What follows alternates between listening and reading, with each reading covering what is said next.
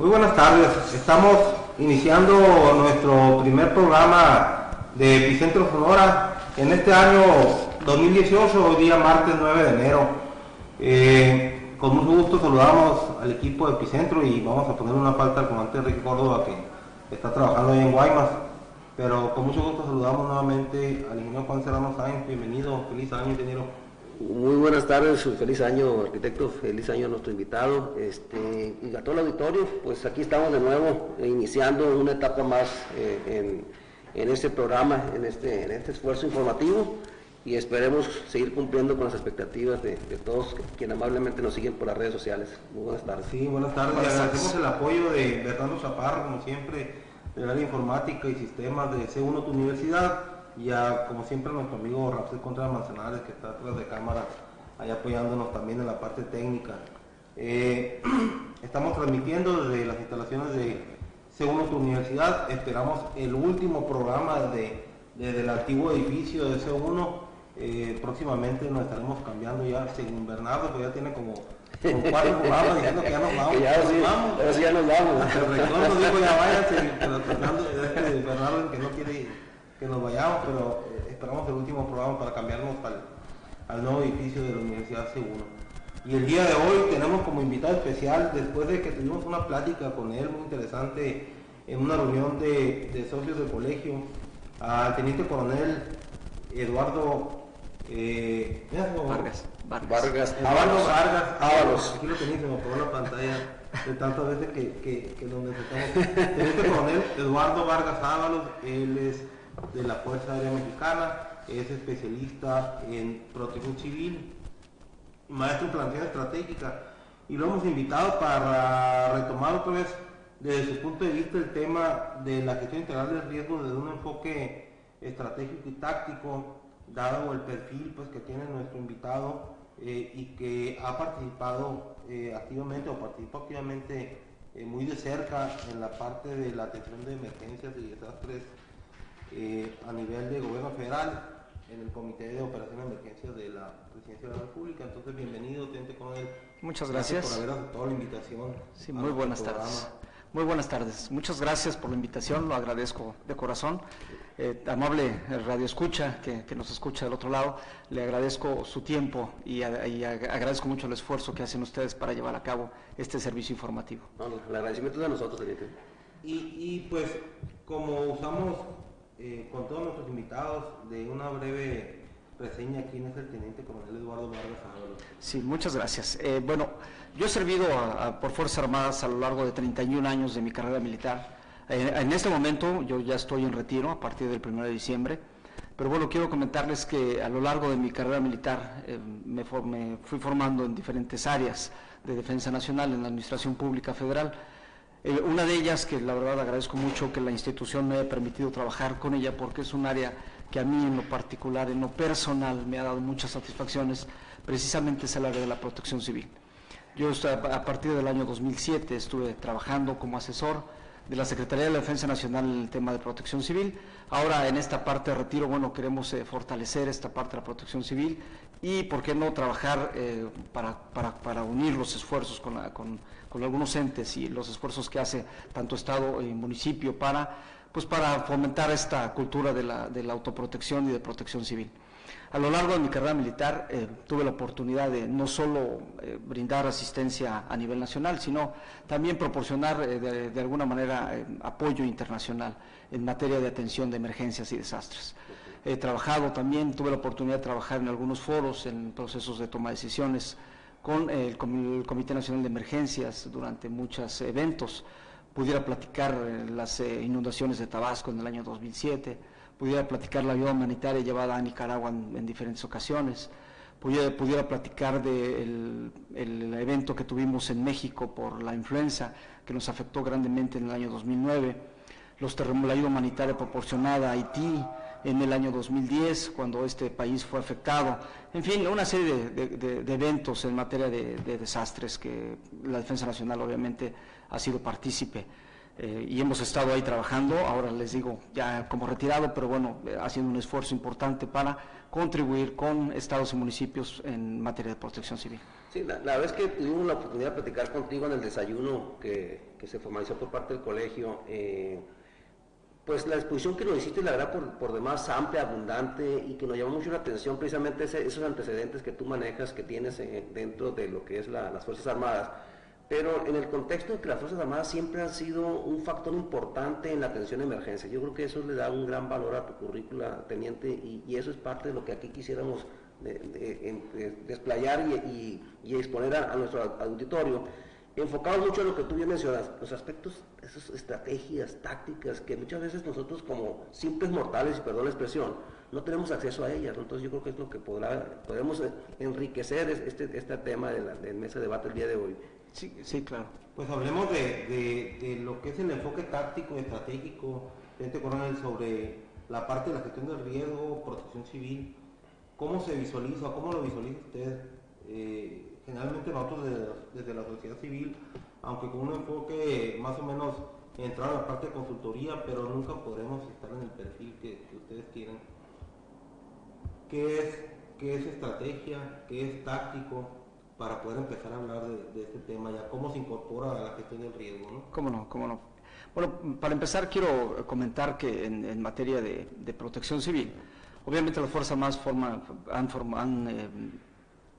un papel importante, ¿no?, dentro del desarrollo nacional, para poder brindar certidumbre a la población civil cuando es afectada por un desastre. Pero obviamente hay que tener presente una situación. La protección civil no es solo del ámbito de competencia de Fuerzas Armadas. Las Fuerzas Armadas siempre han sido coadyuvantes porque así lo establece la misma ley, la Ley General de Protección Civil. Recordemos que la participación de Fuerzas Armadas tiene antecedentes muy antiguos.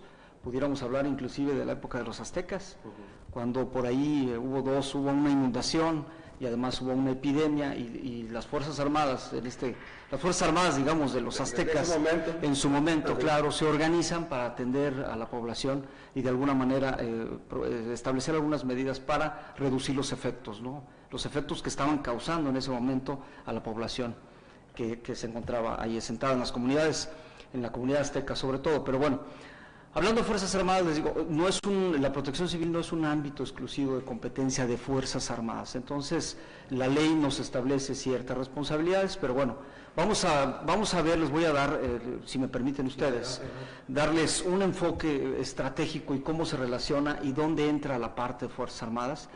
Sí, bajo los ordenamientos que manejamos día a día, como es la Ley General de Protección Civil, la Ley Estatal de Protección Civil, ahora con la nueva Ley de Seguridad Interior, que también tiene unas partes en materia de protección civil, y no vamos a hablar, me gustaría sí relacionar un poco la parte de Fuerzas Armadas, pero creo que ahorita lo importante sería más bien enlazar, saber cómo interactúa tanto la estrategia, la táctica en materia de protección civil, cuál es su importancia y al final tal vez dar de entrada una parte de Fuerzas Armadas. Bien, pero antes de iniciar yo quisiera tocar o preguntarle al auditorio algo que a mí siempre me surge. ¿Ustedes creen, la gente que sabe de protección civil, ustedes consideran que existe doctrina en materia de protección civil en el país bajo un enfoque táctico y estratégico? Yo considero que tal vez lo exista, pero cada quien hace un esfuerzo separado. Si bien es cierto que los planes de contingencia se circunscriben a las normas que establece tanto la Federación, el Estado, inclusive los municipios, considero que hay algunos términos que sí tienen concordancia, que sí están enlazados, que los manejamos de manera cotidiana, pero sí creo que nos falta mucho. Y prueba de ello es que nos acaban de ocurrir unos eventos importantes en el país, tanto el sismo, que ocurrió el 19 de septiembre y que afectó mayormente a la Ciudad de México, pero también afectó a otros estados, y nos damos cuenta cuando se hace un análisis no de las causas, sino de los efectos que ha provocado este fenómeno natural, que bueno, sí nos hace falta enlazar algunos planes de emergencia, tal vez los aspectos doctrinarios, y más adelante les voy a explicar por qué. Pero bueno, entonces en este sentido, cuando hablamos del enfoque táctico y estratégico en materia de gestión de riesgo, quiero decirles que ese término de gestión de riesgo para mí, como lo establece la misma ley, pues obviamente en su definición conlleva varios aspectos, varios términos, ¿no? Para mí, no sé si la ley trata de establecer estrategias, etapas, pero habla de 8 aspectos que son la base fundamental para la actuación de la sociedad y del gobierno en materia de protección civil. Entre ellos, uno de esos puntos nos habla de la gestión la definición, de gestión de riesgos involucra 8 aspectos. El primero de ellos es la identificación de riesgos. Nosotros sabemos, y si no, tómelo inclusive usted estos aspectos, ojalá le puedan servir para su vida cotidiana, o lo pueda tomar en su hogar, lo pueda aplicar. Nosotros, para empezar, poder determinar las medidas preventivas, necesitamos identificar los riesgos. Hay una estrategia muy usada por ahí que se llama amenaza a base de diseño. Nosotros debemos primero saber cuáles son nuestras amenazas para poder determinar nuestras estrategias de protección. Entonces, la Ley General de Protección Civil, hablando de gestión integral de riesgo, una de sus etapas habla específicamente de la identificación de riesgos, que es que nosotros, tal vez como sociedad, tal vez como empresa, tal vez como institución, como trabajadores de una empresa que habitamos un inmueble, como miembros de una familia que estamos dentro de un inmueble, podamos identificar cuáles son nuestros riesgos para poder protegernos. Entonces, ¿qué involucra la identificación de riesgos? Bueno, pues involucra una serie de cuestiones, como saber cuáles son los posibles daños que estén dentro de la casa. Si ustedes viven en una zona sísmica, si ustedes viven cerca de un ducto de Pemex, si ustedes viven cerca de un lugar donde se puedan provocar incendios de manera recurrente, inclusive actos de la delincuencia organizada. Entonces, todos estos riesgos obviamente están englobados dentro de la gestión integral de riesgos. ¿Pero por qué hablo inicialmente de la Ley General de Protección Civil? Bueno, porque en materia estratégica, precisamente la ley es la que nos establece las estrategias a las cuales debemos apegarnos para poder determinar los procedimientos específicos de protección hacia las personas, hacia nuestros bienes, hacia los intereses que tengamos como personas. Otro de los aspectos que toca la definición de gestión integral de riesgo, precisamente es la previsión, que la previsión es todas aquellas medidas que podemos tomar. Una vez que identificamos los riesgos, determinamos cuáles son las medidas que podemos tomar para reducir sus efectos. Esto quiere decir que si nosotros vivimos en una zona sísmica, que no es el caso de Sonora, gracias a Dios, pero bueno. De mediana intensidad, ¿no? De mediana intensidad, digamos, pero bueno, en realidad los sismos no representan una amenaza inminente, ¿no?, para esta ciudad, para esta hermosa ciudad de Hermosillo, perdón. Entonces, les comentaba, tenemos que determinar las medidas. Otro aspecto que también menciona la misma ley dentro de la definición es la prevención. Que bueno, en la ley inclusive viene una definición, ustedes lo pueden observar dentro del marco de la ley, que está disponible para todo el público, por cierto, y entonces marca una serie de acciones, de mecanismos, pero la prevención inclusive nos debe hacer pensar en que podemos invertir para reducir los efectos. Esto quiere decir que si yo vivo en una zona donde son recurrentes los incendios, pues una medida preventiva, ¿qué sería? Pues comprar un extintor, ¿no? Que el vehículo, por ejemplo, por las altas temperaturas que se presentan en esta ciudad, pues debemos traer un extintor, porque nadie está exento de que, dadas las temperaturas en esta zona del país, pues se pudiera provocar un incendio dentro del vehículo inclusive. Y luego venimos a otro término que a mí me encanta mucho y que bueno ha sido establecido, ha cambiado muchas veces el significado, pero bueno, ahorita creo que en nuestra sociedad ya es más claro, que es el término mitigación, que son las medidas, es un plan de respuesta específico para poder reducir el impacto de un desastre que nos provoque. Mucha gente piensa, y aquí hago un paréntesis, mucha gente piensa que la protección civil solo es del ámbito de responsabilidad de un gobierno, y a veces dejan por un lado a la sociedad. Una sociedad organizada es menos afectada por un desastre. Los desastres naturales o antropogénicos, aquellos originados por la acción del hombre, obviamente no estamos exentos de que nos alcancen. Cualquier ser humano es susceptible de que alcance, de que se vea afectado. ¿En qué momento? No lo sabemos. Ustedes pueden ir circulando Hace unos días circulaba por una carretera del estado de Durango y me di cuenta, soy algo observador, me di cuenta que en algunos tramos hay un espacio, hay una pendiente en la que hay piedra suelta. Entonces es muy fácil tener un accidente. Y ustedes me dirán si tiene que ver o no tiene que ver con la protección civil. Obviamente sí, una parte la tiene que ver el gobierno, pero nosotros como sociedad también estamos comprometidos a determinar, a observar ciertas acciones, inclusive hacerlo del conocimiento del gobierno, para que el gobierno con los recursos apropiados pueda tomar las medidas y se pueda reducir. Y obviamente la sociedad se verá menos afectada. Otro de los aspectos que menciona aquí la gestión integral de riesgo es la preparación. Obviamente una persona que está consciente, una sociedad que está consciente de que puede verse afectada por un fenómeno, obviamente pudiera tomar algunas medidas para evitarlo. Entonces, estas medidas de respuesta van articulando una serie de cuestiones, como lo he mencionado, la identificación del riesgo, la previsión, la prevención, la mitigación, inclusive, ¿por qué no tomar una capacitación como sociedad? Yo les puedo preguntar, estimados radioescuchas, ¿ustedes alguna vez han hecho alguna práctica de evacuación de su casa con su familia? ¿Se han sentado con ellos a determinar qué documentos pudieran tomar en caso de emergencia? Tal vez el seguro del coche, tal vez las actas de nacimiento, tal vez las escrituras de la casa, tal vez los estados de cuenta, tal vez las tarjetas, no sé, infinidad de cuestiones. A veces la sociedad nos perdemos pensamos que es mejor salvar la computadora que tal vez los papeles, nuestro patrimonio, los documentos importantes. Quiero decirles que ha habido muchos eventos en el mundo en los cuales se ha afectado la infraestructura del gobierno, y entonces la gente pierde inclusive su personalidad, pierde su pensión y se van a pleito contra el gobierno y tardan hasta algunos 2, 3, hasta 5 años en poder recuperar obviamente lo que tenían, ¿no? Lo que les pertenecía.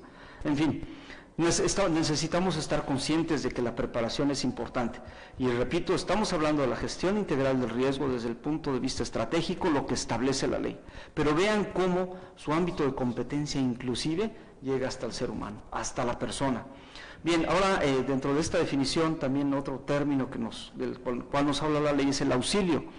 El auxilio obviamente pues, es un nivel específico ya de respuesta por una parte de una sociedad o por un órgano especializado, puede ser del gobierno federal, del gobierno estatal o del gobierno municipal, en el cual se capacita, hay personas especializadas que pueden brindar un auxilio específico. En fin, dentro de esta definición nos habla, para terminar con la definición, nos habla de la recuperación y de la reconstrucción, que bueno, mucha gente también, ahora fíjense, les voy a comentar algo importante. Y hablando de estrategia, porque esta estrategia la implementó el gobierno. En la misma ley, en el año 2017 hubo una reforma a esta ley y se incrementa un aspecto que es muy importante. Ahora a la sociedad se le obliga a que lleve a cabo el aseguramiento de sus inmuebles para que, primero, proteger los intereses de la misma sociedad y segundo, el gobierno tenga que invertir menos en la recuperación. Vámonos a un caso específico, la Ciudad de México. Hay muchos inmuebles que no estaban asegurados y que el gobierno federal solamente podrá dar una aportación, pero no se compara la aportación de 100, 200 mil, 300 mil pesos que da el gobierno federal para recuperar un departamento, por ejemplo, con un valor arriba de 2 millones de pesos. Vean la diferencia. Entonces, ahora la ley, dentro del nivel estratégico, ha implementado ciertas medidas que por desgracia no son coercitivas y a veces cuando nos falta esa coerción por parte de la ley hace que nos quedemos con algunos huecos y por desgracia la sociedad no hay castigo, pues la sociedad a veces recae en cierto tipo de faltas para no dar cumplimiento. Pero si nosotros nos ajustamos, es decir, nosotros compramos un inmueble y lo aseguramos, obviamente estamos protegiendo nuestro bienestar. Yo sé que esto no es comercial, ¿verdad? Ni mucho menos, pero bueno, sí, dígame. Pero es parte, perdón, sí. Hablando de ese tema antes de pasarlo, es parte de lo que la misma ley prevé, tanto para el gobierno, deberíamos de tomarlo para nosotros como sociedad, lo que es la transferencia de riesgo. Así es. El riesgo se asume o se transfiere, pues no. Entonces, así es. Muchas veces no tenemos capacidad o solvencia económica para poder asumirlo, pues, y aunque el seguro de responsabilidad civil o daño es un costo, finalmente el costo va a ser mucho menor que asumir la responsabilidad 100%. Claro, pero habrá que recordar, y fue muy sonado el caso, más en la Ciudad de México, ¿no? cuando se quiso que fuera obligación, de hecho se plasmó como una obligación el seguro para responsabilidad civil en automóviles, pues. Así es. Y que definitivamente tuvieron que echarse para atrás, como se dice coloquialmente, porque la gente no lo quiso, pues, no lo quiso como una obligación. Entonces, así sucede en Sonora, sucede en Sinaloa, sucede en cualquier parte de la República, en donde tú quieres imponer el hecho de que tengas un seguro de responsabilidad civil, cuando menos, sí, claro, y eso lo hacen obligatorio, ¿no? Entonces, no hay esa cultura, pues. Sí, claro, no hay esa cultura, pero bueno, las personas que estamos conscientes debemos entender que hay una frase célebre, ¿no? Más vale tenerlo y no necesitarlo que necesitarlo y no tenerlo. Pero bueno, mire, precisamente por eso tocaba yo el tema de falta de coerción de aplicación de la ley. Cuando una ley se hace coercitiva, si por ejemplo la cuestión del alcoholímetro, entonces el ciudadano común y corriente que está conduciendo y ha ingerido bebidas embriagantes, obviamente sabe que puede ser motivo de sanción. Así es. Estamos ya en el primer tercio del programa. Saludar aquí rápidamente a Yamila Cancino, a nuestra amiga Cristian Domínguez Sarmiento hasta Veracruz, a Miguel Ángel Ojeda González, los mandamos saludos, al doctor José Barón del Estado de México, un saludo, doctor, gracias por estarnos viendo también. José Luis Bea, a José Luis Valenzuela, José Luis. A Sumex. Okay. Sonia Cuevas, Georgina López Escalera, nuestra colega de Cuernavaca, ¿no? Cuernavaca. Grupo In Situ, dice, Fundación Chicahuac, promueve la conciencia sobre la cultura y la prevención referente a todo lo de protección civil.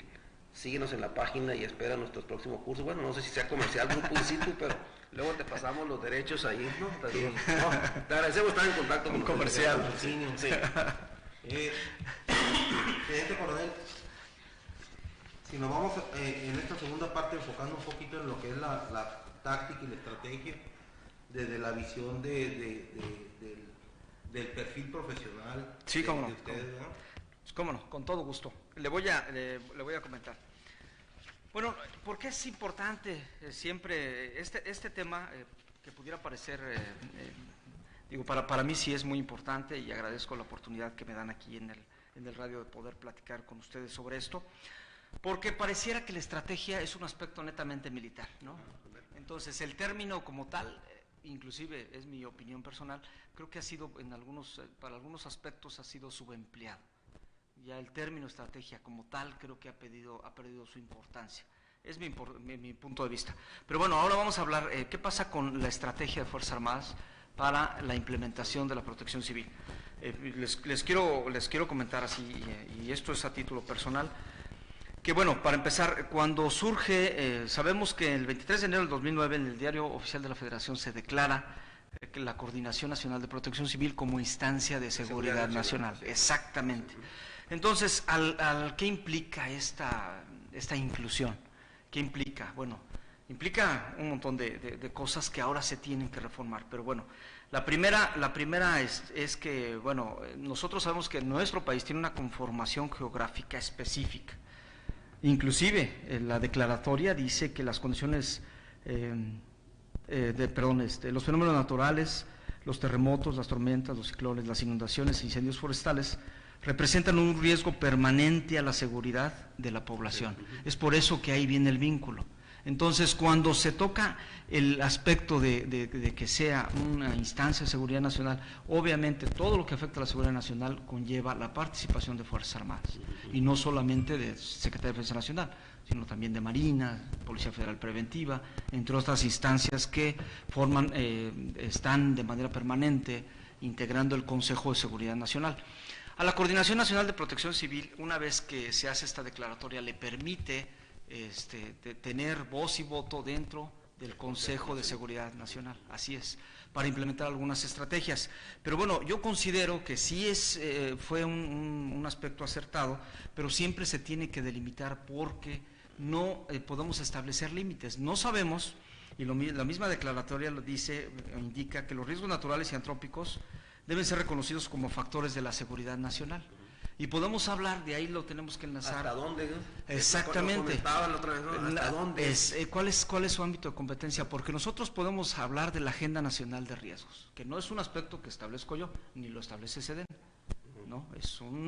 Esta Agenda de Seguridad Nacional lo establece el Consejo, el mismo Consejo, y va dando algunos indicadores en base a cómo se presentan los fenómenos. Y por ahí tenemos algunos aspectos.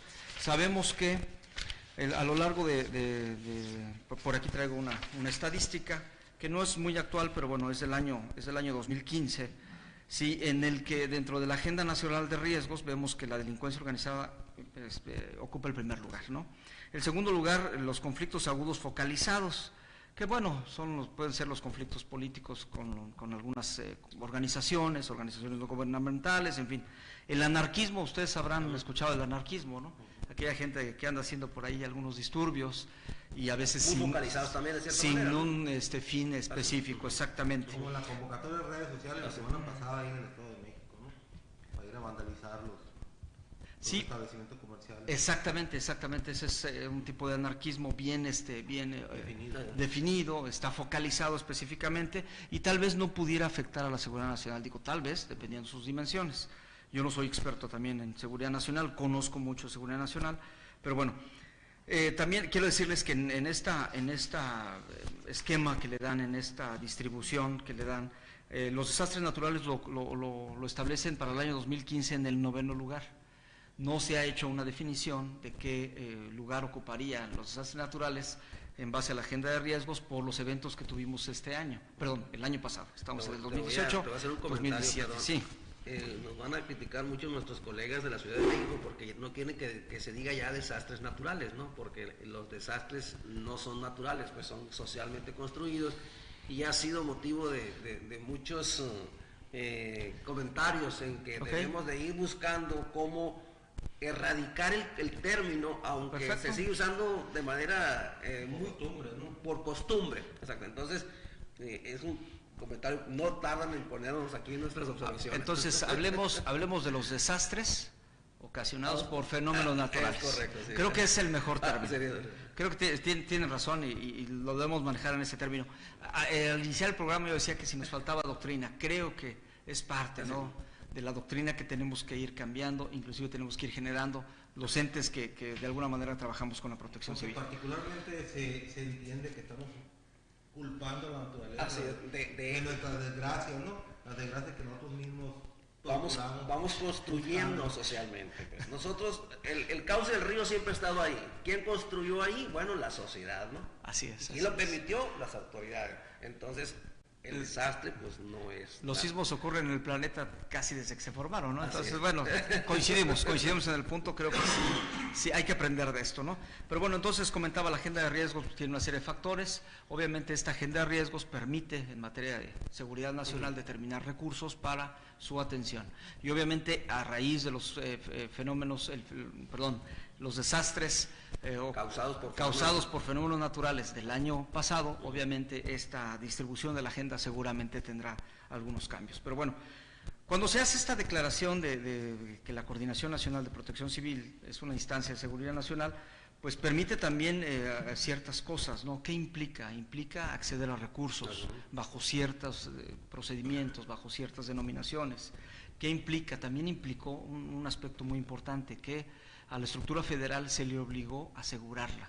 Así es. Asegurar la estructura federal en todos los ámbitos de competencia para precisamente reducir los efectos ocasionados por los desastres, ¿no? Fíjate que voy a abundar un poquito en eso. De acuerdo a esta ley general, se le obligó a todos los estados, ¿eh?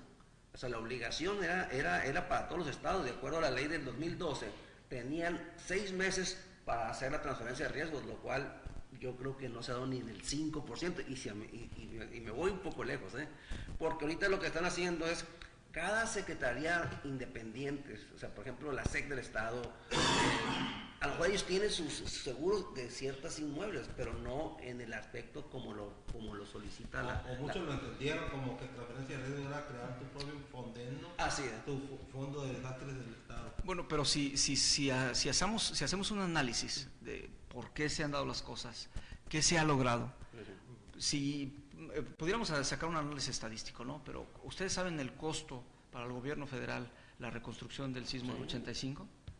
Y podemos tener en costos, en términos de costos, pudiéramos analizar cuánto nos ha costado recuperar para el país cada zona de desastre afectada, ¿no? Entonces, ¿cuánto cuesta? Ahora, con esta transferencia de riesgos, como bien se ha determinado, que por desgracia no es coercitivo, pero bueno, nos ha ayudado le ha ayudado al gobierno federal porque obviamente reduce el gasto que se tiene que hacer al momento de presentarse una emergencia en el país, ¿no? En fin, entonces, ¿qué implica? Les comentaba el acceso a recursos, la participación de la Coordinación Nacional como instancia de seguridad nacional. Eso sí es muy importante, muy importante. ¿Por qué? Porque, bueno, la coordinación, obviamente, ustedes seguramente conocerán su estructura, pero la Coordinación Nacional de Protección Civil no tiene entes operativos. No. Y aquí es donde viene uno de los enlaces, uno de tantos enlaces de la estrategia con la táctica en materia de protección civil. La estrategia, junto con la ley y junto con los planes de emergencia que establece la Federación, lo establece, pero el aspecto operativo tiene que ser desarrollado por estados, municipios, incluyendo en este ámbito Fuerzas Armadas, porque la coordinación como tal no tiene entes operativos. Sí tiene un plan de emergencia y puede coordinar las acciones, pero como generalmente lo hace. Lo hace a través de otros órganos, pues. Así es. Entonces mucha gente se ha cuestionado si en este desarrollo estratégico con el táctico, que el táctico es el campo de batalla, es donde se llevan a cabo las operaciones de protección de las personas, donde se lleva a cabo el rescate de personas, donde se llevan a cabo las labores de alimentación, de seguridad, etcétera. Entonces mucha gente entiende que si es responsabilidad de un ente llevar a cabo todas estas funciones, como lo establece el mismo manual de organización, operación y funcionamiento del Sistema Nacional de Protección Civil. Entonces aquí las Fuerzas Armadas tienen un papel específico, estratégicamente hablando, por los planes de operaciones y tácticamente porque obviamente tiene elementos desplegados que ayudan en estas labores de auxilio. Ahora, habría que reconocer, ahorita que estamos hablando de lo que es el Sistema Nacional de Protección Civil, las Fuerzas Armadas, que al Sistema Nacional se le reconocen apenas casi 33 años de creado el Sistema Nacional, y las Fuerzas Armadas desde 1966 tienen el plan DN3E, ¿no? Entonces, antes de que se creara el sistema como tal, ya las Fuerzas Armadas ya tácticamente operaban un plan, ¿no? Sí, las Fuerzas Armadas crean, el plan DN3E se crea en 1965, se pone en ejecución en 1966, así es, pero ya estamos hablando más de 50 años, de hecho, el año pasado celebramos los 50 años de la creación del plan DN3E. Vamos a hacer un momentito aquí para saludar a Carolina Alcántara, a saludar a Alan Vargas, pues a Héctor Paz, nuestro director que nos está viendo, ya está supervisando el programa, a Esteban Catase, a Kenny Cuevas, a Rafael Contreras, le mandamos saludos también. Esteban Catase, que hizo excelente tema y excelente invitado. Felicidades para ti, Esteban. Muchas gracias, muchas gracias. Tenemos por acá, a ver, yo creo que estás, sí. A Guillermo Cornejo Luna, le mandamos saludos también, que nos está sintonizando. Ya lo comentaste. Miguel Ángel Ojeda también, Luis René Puig de Guaymas. Luis René Puig, director de Protección Civil de Guaymas. Está atento también al programa, teniente. Sí, muchas gracias. Muchas gracias. Coordinador municipal de Protección Civil del municipio de Guaymas. En lo que podamos servir, inclusive, si ustedes necesitan alguna asesoría, algún apoyo, estoy a sus órdenes. Pues continuamos. Sí, quisiera yo tocar, antes de terminar con la creación de la instancia, la declaración, perdón, de la Coordinación Nacional como instancia de seguridad nacional, que quiero mencionar otro aspecto que también es de suma importancia. ¿Qué permite esta declaración, esta inclusión? La integración de las bases de datos, porque teníamos una base de datos para protección civil con los servicios de emergencia, pero muchas veces estaba aislada de lo que son las bases de datos en materia de seguridad nacional. Entonces mucha gente dirá, oiga, pero sí tiene que ver, sí se relaciona directamente. ¿Se acuerdan que inclusive en la plática que tuvimos hace unos días, por ahí comentamos si en realidad eran una amenaza a la seguridad nacional o no? Los desastres, más bien, los efectos ocasionados por los desastres. Así es, y cómo afectaban a la sociedad y a la planta productiva. Entonces alguien nos comentó, oye, pues, si afecta la estructura socioeconómica, en fin, son diferentes puntos de vista. Lo que sí es importante resaltar es que hay una planeación estratégica, sí hay una planeación táctica, porque tenemos las unidades internas de protección civil, que como lo establece la misma ley y como lo establece la ley del Estado, son las que tienen que actuar para atender. Ya son los primeros respondientes. Son los primeros respondientes, sí. Exactamente, y que inclusive, fíjese qué interesante, porque la Ley Federal de Responsabilidades de los Servidores Públicos, ante una omisión, la sociedad puede quejarse, sí, por no hacerle caso en la atención de una emergencia, reconocida por la autoridad o informada por la autoridad mediante una llamada telefónica, etcétera. Los medios que se hayan establecido para ello. E inclusive, sí, es fundamental. Entonces tenemos que reconocer que dentro de este fenómeno tenemos, y repito, los planes estratégicos, los planes de respuesta están, considero que están estructurados, que tienen coherencia. A mí me tocó trabajar hace algunos años con Presidencia de la República, en la Secretaría de Gobernación. Por ahí estuve trabajando con algunos amigos que trabajaban en Gobernación, específicamente, algunas gentes, estaban al frente de la licenciada Laura Gursa. Entonces se estuvo diseñando una estrategia para desarrollar un plan para proteger a la sociedad en caso de un sismo fuerte. Okay. Y creo que tuvo sus efectos porque el podemos... Plan pues, el Plan Sismo, ya le cambiaron de nombre, ahora es Plan MX, ¿no? El Plan MX, que bueno, ahora es la respuesta federal para atender una situación de emergencia, pero estuvimos trabajando muy de cerca con ese Plan Sismo. Yo les puedo decir que no lo terminé, no lo vi culminar, porque bueno, nosotros en Fuerzas Armadas nos cambian de lugares, pero bueno. Yo por ahí debo tener le quiero comentar que yo me quedé por ahí, por la revisión, tal vez la 650, porque sí, se revisó infinidad de veces, pero bueno, era preocupación de aquel entonces el presidente Calderón, expresidente Calderón, era preocupación de elaborar un plan de respuesta, pero bueno. Pero bien, ahora vamos a tocar, si me permiten así, muy brevemente, que es otro de los aspectos estratégicos, la Ley de Seguridad Interior. Alguna gente dirá, oiga, pero ¿qué tiene que ver? Y este comentario luego a título personal, no es institucional, no es de defensa nacional. Me gusta aclararlo porque luego en algunos medios a veces se hace un comentario y luego dicen, no, es que es la postura de la defensa nacional, y no es así. Simple y llanamente yo analizo la Ley de Seguridad Interior desde el punto de vista de la protección civil. Es importante porque la Ley de Seguridad Interior, mucha gente ha hecho muchos comentarios, he visto muchas opiniones de gente con mucha cultura, con mucho conocimiento en la administración pública, fuera de ella, en fin, y creen que la Ley de Seguridad Interior está diseñada solamente para militarizar al país. Son opiniones muy respetables. Pero bueno, yo lo único que quiero mencionar es que esta ley intenta regular la función del Estado para preservar la seguridad interior. Obviamente, los efectos de los desastres, ya sea de origen natural o de origen antrópico, obviamente nos llevan y nos pueden de alguna manera debilitar en materia de seguridad interior. Entonces, las leyes de seguridad interior sí establece que tenemos que establecer algunas estrategias, apegarnos a la ley, entre otros procedimientos que voy a dar, a continuación voy a dar lectura. Y esta es una estrategia, considero que muy bien formulada, porque también enlaza la protección civil con todos estos aspectos de seguridad nacional que hemos mencionado.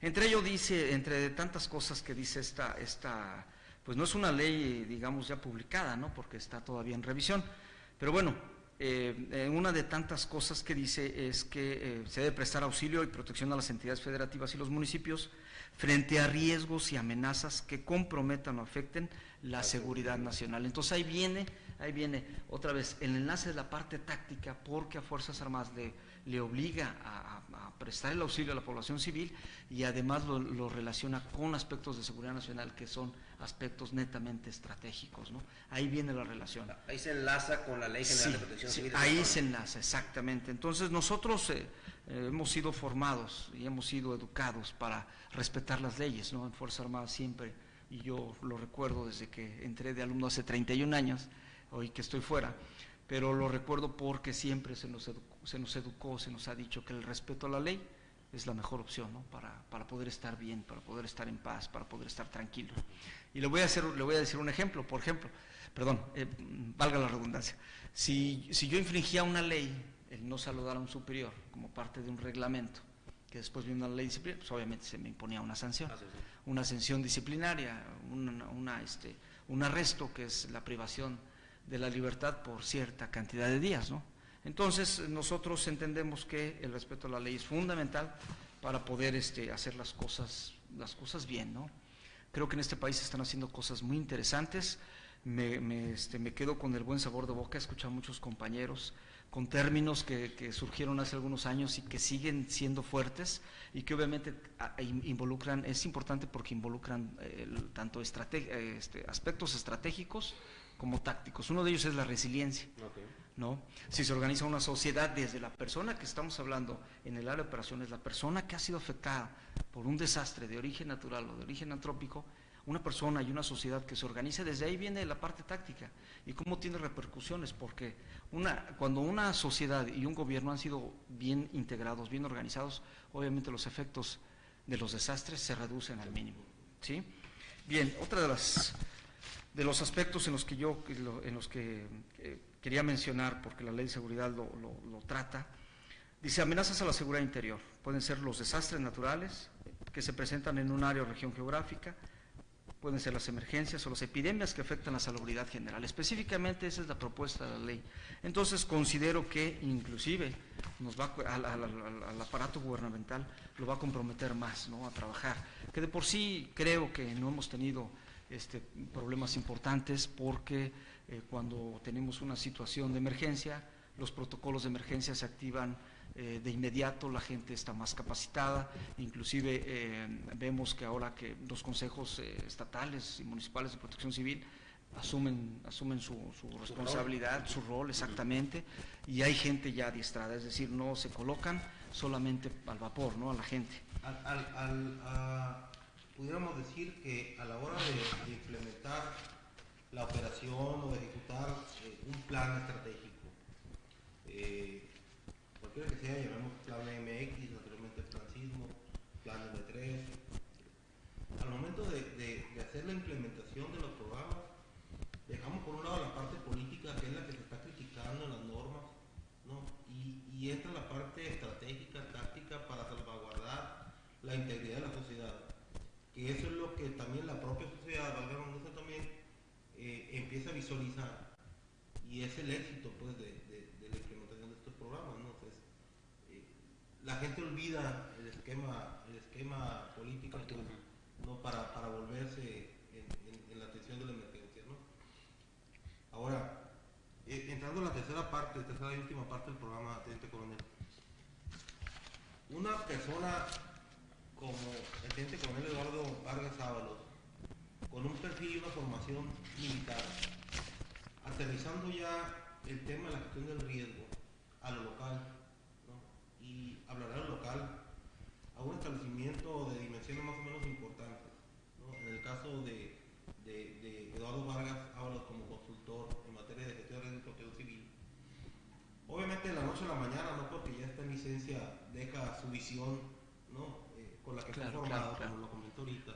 Desde niño me empiezan a enseñar esto, y desde que entré a la milicia empiezo a entender de esta manera las cosas.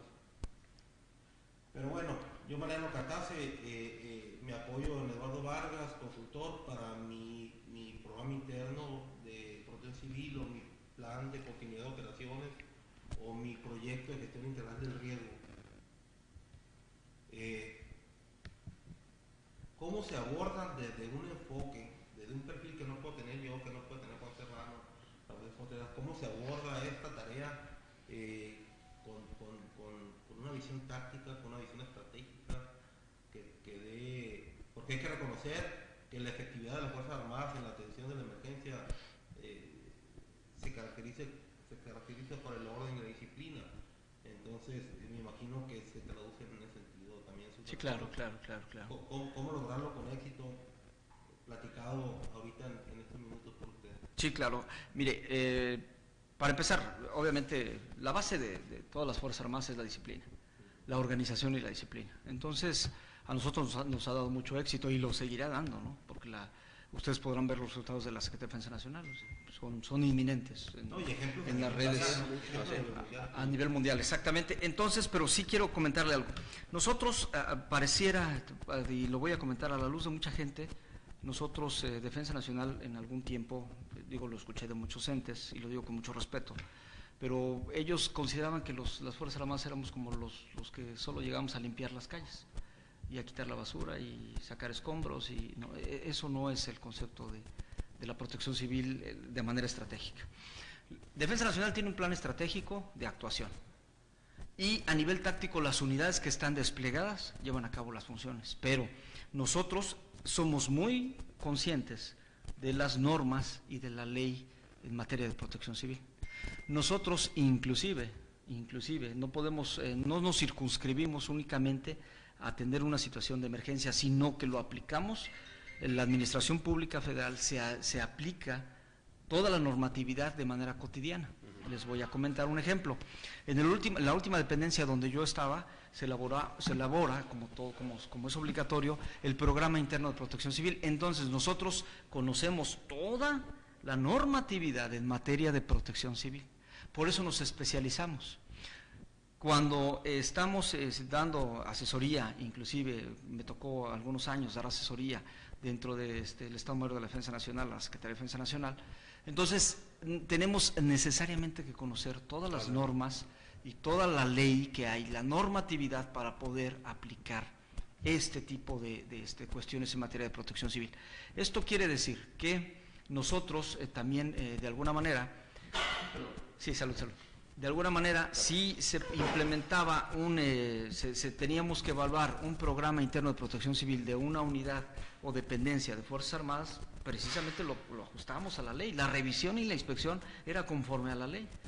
Y obviamente se actuaba conforme a la ley, inclusive se le daban periodos de corrección a las unidades conforme a la ley. Nosotros por eso es que ahora tengo la oportunidad de ser consultor en materia de protección civil y obviamente la gente pensará que si se acerca a mí a pedirme una consultoría va a decir, no, es que él solamente sabrá de Fuerzas Armadas. No, la protección civil es un campo mucho más amplio y obviamente lo tenemos que conocer, lo tenemos que dominar para poder ejercerlo. Obviamente yo conozco la normatividad de aquí del Estado, conozco cómo funciona el municipio en materia de protección civil, cuáles son los documentos que emite, en qué se basa, etcétera, para poder determinar, dar este tipo de asesoría, dar un tipo de consultoría, en fin. Pero bueno, y con esto a lo mejor no sé cuánto tengamos de tiempo, pero tal vez con esto quisiera yo terminar. Pero bueno, el Manual de Organización y Funcionamiento del Sistema Nacional de Protección Civil establece cómo es el procedimiento de actuación. Entonces, aquí tengo un esquema que es la mejor gráfica que representa la forma de enlazar la estrategia y la táctica. Porque aquí viene una situación, y lo marca la misma ley, una gráfica en la que dice que la primera instancia que tome nota de la emergencia es la que deberá atender la emergencia. Y que si se rebasa podrá acudir a la siguiente instancia, ¿no? Al siguiente orden de gobierno, que puede ser el Estado, y después la Federación. Exactamente. Entonces, aquí este es un esquema excelente, exquisito le llamo yo, de cómo actuar, y creo que este esquema de actuación, este concepto operacional que yo le llamo, que es el diseño estratégico de la protección civil en México, esto fue diseñado en 1985 y es vigente, está vigente. Se le han intentado hacer unas reformas, pero el esquema básico, que es esto, el esquema básico de respuesta, sigue manteniéndose vigente. ¿Qué nos permite ese esquema? Y aquí viene también otra parte importante porque se enlaza la estrategia con la táctica. Pues primero que permite la interacción de los tres órdenes de gobierno. Eso es, pero además permite la interacción de la sociedad. Necesitamos, un gobierno siempre necesita tener organizada su sociedad, porque a veces la ayuda es desmedida y a veces las cosas, voy a poner un ejemplo, en 1985 fue tal la ayuda que muchos de los productos se echaron a perder, exactamente, porque no tuvimos un control, no habíamos vivido una experiencia así. Ahorita con el sismo que nos acaba de ocurrir, obviamente, poniendo en práctica todos estos objetivos propósitos, toda esta enseñanza por tantas y tantas gentes, y podemos citar aquí muchísimas gentes, que le han dejado una parte importante a la protección civil en México. Obviamente nuestro sistema se ha fortalecido. Otra de las cosas que nos dejan es que se ejecutan medidas de seguridad apropiadas en base a una amenaza, es decir, se hace una evaluación y se determinan las funciones de seguridad. ¿Qué nos permite esto? Y con esto al final nos permite, fíjense que yo considero que el plan de N13 fue diseñado con un fin específico. Aparte de proteger la persona, que es el fin primario, el otro fin es crear o proporcionar certidumbre a la sociedad. Cuando ustedes, como una sociedad, en el ámbito que estén, le proporciona certidumbre a la sociedad, las cosas se marchan de manera diferente.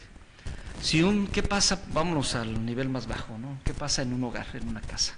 Si la persona responsable de la manutención no proporciona certidumbre a los hijos, a la esposa, desde ahí se empiezan a perder muchos valores, muchas cuestiones. Entonces, es importante cuando se crea el plan de N13, cuando se crean algunas políticas públicas en materias de protección civil, siempre se tiene la visión de proporcionar certidumbre a la sociedad. ¿Sí? Que eso se ve traducido, a final de cuentas, en estabilidad para la nación, ¿no? Porque al momento de tener certidumbre, pues también la gente entra en tranquilidad, se ve protegida y no desborda pues la emergencia, ¿no? Ante la respuesta a la emergencia tenemos también como reflejo una estabilidad de gobierno, ¿no? Que no debemos tener en cuenta, perder de vista. Pero también, como decía, si se dan cuenta, hasta aquí no hemos tocado ni partidos políticos, claro. No, pero debemos de ver, independientemente del partido, debemos de ver al gobierno como autoridad, porque finalmente es quien va a coordinar. Ahora, una pregunta, gente coronel. Aún con tantos planes, con tantos programas y protocolos, de todas maneras, el pasado 19 de septiembre, particularmente en la Ciudad de México, donde desde el análisis de algunos especialistas, las capacidades de la Ciudad de México no se vieron desbordadas en cuanto a personas heridas, en cuanto a fallecimientos o colapso de inmuebles. Sin embargo, entra el siguiente nivel de gobierno, quizás para mantener la certidumbre y la estabilidad. Sin embargo, se observa en esa matriz que ahorita comentaba de gobierno, los 3 niveles de gobierno, la participación de la sociedad, lo que se vio fue una falta de coordinación. Llegaba apoyo a lugares que no se necesitaban, sí, se gastó traslados, luego lo mandaban para otro lado, se instalaron campamentos de apoyo en lugares donde no se requería. Había brigadas de especialistas, rescatistas moviéndose de un lugar a otro porque llegaba a un sitio y no lo dejaban participar. Claro. Desde un enfoque de estrategia, desde un enfoque de táctica, ¿qué faltaría pulir en los protocolos de actuación? Si yo pusiera, le pidiera a Eduardo Vargas, consultor de gestión de riesgo, a ver, vamos analizando, sácame el punto fino de esto y que sería los focos amarillos los que podemos volver verdes, ¿no? Aquellas áreas de oportunidad que podemos hacer fortaleza para un suceso futuro. Sí, yo creo que en ese sentido, bueno, hay varias cuestiones, ¿no? Lo primero es que, y creo que somos... El comentario es a título personal, no, sí, bueno, independientemente, pero miren, yo creo que no es por señalar a nuestra sociedad, simple y llanamente que a veces no nos gusta vivir, no nos gusta recordar nuestros errores, no nos gusta aprender de nuestros errores. ¿Por qué? Porque no nos gusta que nos señalen, no le gusta que digan, Eduardo Vargas se equivocó en esta estrategia, no hizo esto, no implementó, no accionó a tiempo, no, en fin, el no nos lleva a una mala actuación, ¿no? A un no aprendizaje. A un no aprendizaje, pero lo peor es que no aprendimos, o sea, no nos gusta aprender de nuestros errores, nos cuesta mucho trabajo, no es que no lo podamos implementar. Aquí en México, inclusive, hagan un análisis con su familia, un análisis. Yo en este año que acaba de terminar, ¿en qué me equivoqué? Reconozco plenamente que me equivoqué en esto, me equivoqué en esto, y obviamente es enseñanza para no volver a caer, ¿no? nos cuesta mucho trabajo, pero bueno, ¿qué es lo que puliría yo en materia de protección civil? Hace un tiempo estuvimos platicando, ¿no?, del comando de incidente, ¿recuerda usted? Sí, ¿no? sí, sí. La ley establece los protocolos de actuación, de emergencia, en fin, pero yo creo, y es el análisis que pude hacer a través de las redes sociales, en fin, que cuando se presentaron los escenarios en la Ciudad de México, no había alguien que tomara el mando como tal. En algunos lugares fue impuesto, y les puedo decir algunos lugares. En algunos otros lugares, algunas autoridades sí sacaron la casta. Pero en realidad nos falta doctrina porque considero que no establecemos un mando unificado que no es subordinación, es cooperación, es coadyuvancia, un mando unificado que tenga toda la visión del desastre, o de los efectos ocasionados por el desastre, de origen natural o antropogénico, y que de ahí pueda implementar las acciones de auxilio. Yo creo que nos falta porque también, si no hay un documento que establezca y que diga quién debe tomar el mando, entonces, obviamente Fuerzas Armadas tiene su comandante cuando entra en una zona de operaciones, y los soldados obviamente se deben a su comandante, ¿no? Eso es una organización, pero el esquema, la administración integral de la zona afectada por el desastre, es ahí donde yo creo que tenemos algunos, se puede reforzar, son áreas de oportunidad que se pueden reforzar. No estoy diciendo que esté mal, simplemente que se puede reforzar. ¿Por qué? Hace algunos años la Secretaría de Gobernación implementó el famoso comando de incidente. Este comando de incidente, pues hay una organización, es una doctrina que fue adoptada impuesta por Estados Unidos, pero bueno, a través de este comando de incidente sí se establece una unidad de mando, una unidad de doctrina, y hay una organización específica. Obviamente, la persona que está recibiendo el apoyo debe determinar hasta dónde y qué se necesita. No se puede dar ayuda humanitaria por dar. Se tiene la voluntad y eso es bueno, eso es muy bueno. Pero si no hay manera en cómo... Pero si no se planifica a través de un ente específico que indique, ¿sabe qué? En tal zona, únicamente voy a recibir esto y esto, y esa persona sea la que dé la cara. Eso es lo que yo creo que se puede mejorar, generar doctrina para establecer un mando unificado, que ese mando unificado tenga una capacitación específica en materia de desastres, y que obviamente los demás entes que estén involucrados, puedan no subordinarse, sujetarse a las acciones del plan de emergencia. Eso es lo que yo considero que... Y hay mucho por hacer en materia de protección civil, ¿no?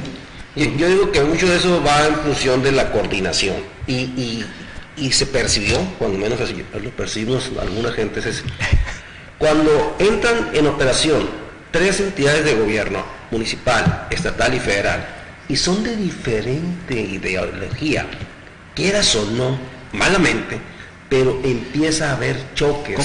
Conflictos, sí. Entonces, eso le quita mucho valor al esfuerzo del comando de incidentes, o como se le quiera llamar. ¿Por qué? Porque yo no permito que él, que es de otra ideología, me diga qué es lo que yo tengo que hacer. Y eso es lo que mucha gente, mucha de la sociedad percibió, de tal suerte que llegaba alguien que tenía alguna ideología y mejor lo corrían, para seguir la sociedad tratando de hacer su esfuerzo, o haciendo su esfuerzo por rescatar a alguien, por decir algo. Entonces, sigue siendo esa falta de coordinación, ese quitarse las ideologías para trabajar en un esfuerzo común, sobre todo tratándose de materia de protección civil. Sí, yo creo que sí se hace un esfuerzo conjunto, pero precisamente, no se puede, y nosotros en Fuerzas Armadas lo tenemos, yo a lo largo de tantos años que estuve ahí, lo tenemos bien claro, solo el mando es indivisible, solo puede haber un mando único, sí. Por desgracia, bien, entra, si toma el mando, digamos, el municipio o el titular de la Ciudad de México, inclusive a nivel delegacional hubo conflicto. Así es. Hubo conflicto porque el de la delegación quiere establecer ciertas cosas y el titular de la Ciudad de México establece otros parámetros. Entonces se crea el conflicto, pero yo considero que sí nos falta, y a lo mejor ha sido el temor de algunas gentes, de establecer un protocolo específico para determinar quién tome el mando de las situaciones y la administración de una zona de desastre. Bueno, vamos a despedir el programa. Mandamos saludos a Eduardo Tapia Fimbre desde Monterrey, saludos, excelente tema. Chena Ramírez, éxito, es un maestro en el tema, vamos a felicitar. Gracias. Gerardo Mazo, saludos. Esteban Catán dice, desafortunadamente las estrategias tácticas a nivel estatal son aisladas en cada institución y se llevan a cabo por lo regular en la fase del durante y sin una planeación estratégica que abarcarían todas las fases. Hablo de algo vital para la planeación estratégica, la base de datos, la cual a la fecha no creo que se encuentre al día. José Rodrigo Romero, un tema de gran importancia y relevante, excelente expositor, te mando un saludo. Sí, gracias. Compañero de extintor, del Colegio de Extintores. Pues gracias. vamos a cerrar el tema y te dejamos, teniente coronel, Solo si me permitiría... para que concluyas perdón, tu mensaje final, adelante. Sí, perdón. Adelante, Sí, bueno, antes de terminar el programa, reitero mi agradecimiento a ustedes que me permitieron estar en este foro. No, y vendrán más, no te preocupes. Para mí sí, claro, espero que para nuestros queridos radioescuchas que están del otro lado, espero que no haya sido aburrido, espero que no, me gustaría inclusive si tuviéramos algún medio de alguna interacción que fuera más